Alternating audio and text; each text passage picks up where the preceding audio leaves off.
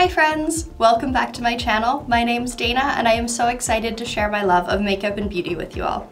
Today I am going to be doing a look and review of the Sigma On-The-Go Eyeshadow Palette. I have the color Hazy here.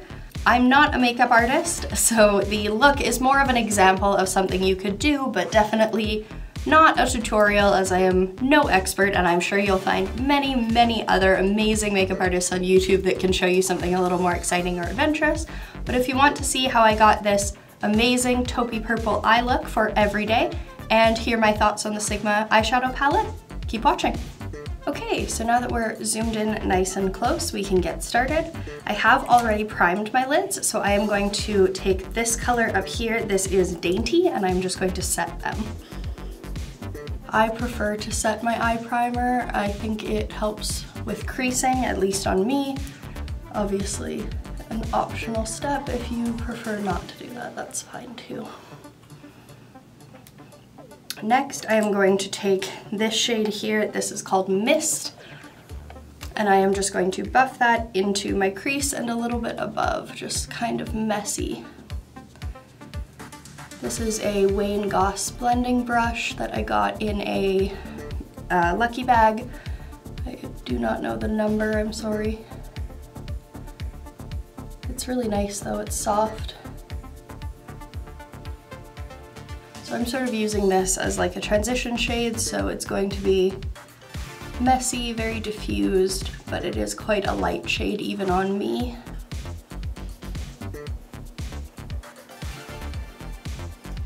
With that same Wayne Goss brush, I'm going to take this shade here. This one is called Petal, and I'm going to blend this a little bit more focused into my crease and a bit on the outer corner.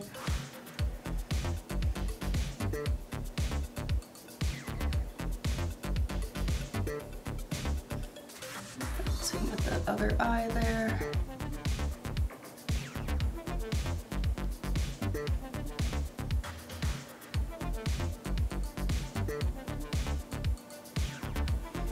They're vaguely even. The one nice thing about these shadows is that they blend very easily, so if they're not even, you can basically just keep blending till they are. They're very soft.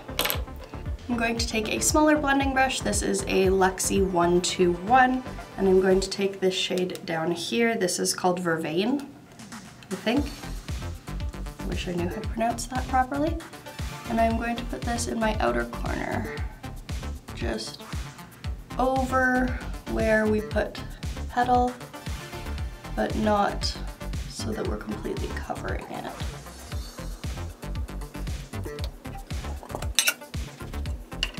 And I'm just going to clean off that same Luxie brush and just sort of soften the edges there.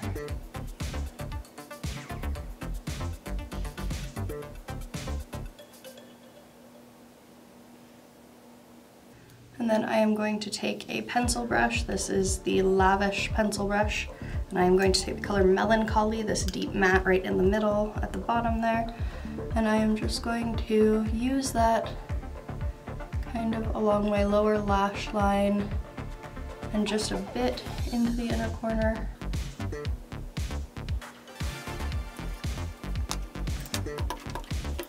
Then I'm going to take that Wayne Goss brush to just blend that out so it looks a little smoother, a bit less harsh.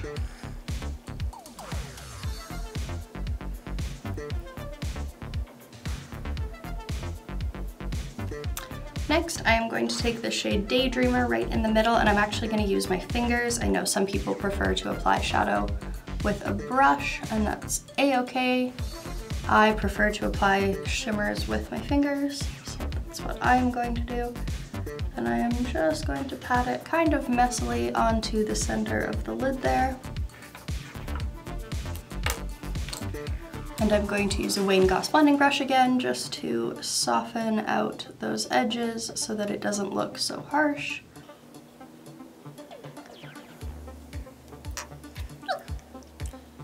And then on the inner corner of the lid, I am just going to place this color here. This is Fanciful.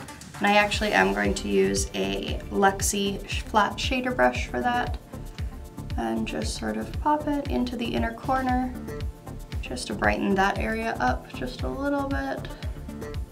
Daydreamer is not a particularly dark shade, but it's also not inner corner light. Next, I am going to take a small sort of smudger brush. This is one from Luna Magic, and I am going to take Vervain again, that bottom corner there, and I am just going to pop that underneath the eye, just on the outer corner.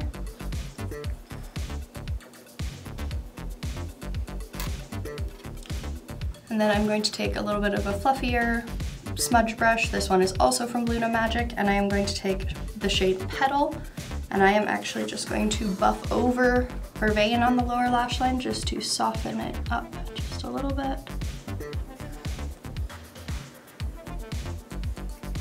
It can be really handy just to actually go around the edge of your eye just to blend your under eye shades into the outer corner there. Alright, and that is pretty much it for the eyeshadow. I'm going to go and do my liner and lashes off camera, and then we'll be right back.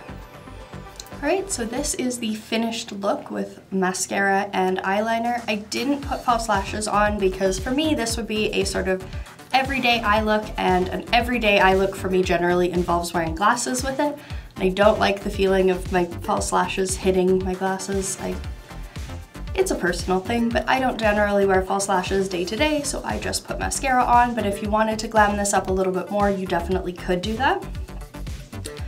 So as for the palette, I really like this. This is my first Sigma palette I have ever tried, and I think the quality is really good. The mattes are fantastic. They blend so well, they're smooth, they're buttery, they're soft, but this is meant to be more of a soft, neutral kind of color scheme, so that makes sense. The shimmers, in my opinion, aren't my favorite shimmer formula that I've ever tried, but they're not bad. There's nothing wrong with them. They perform very nicely. They go on with a finger or a brush. I used both in this look and they worked fine. They are softer shimmers though, not really, really intense metallics. So they don't give you that same sort of impact that some really intense shadows will.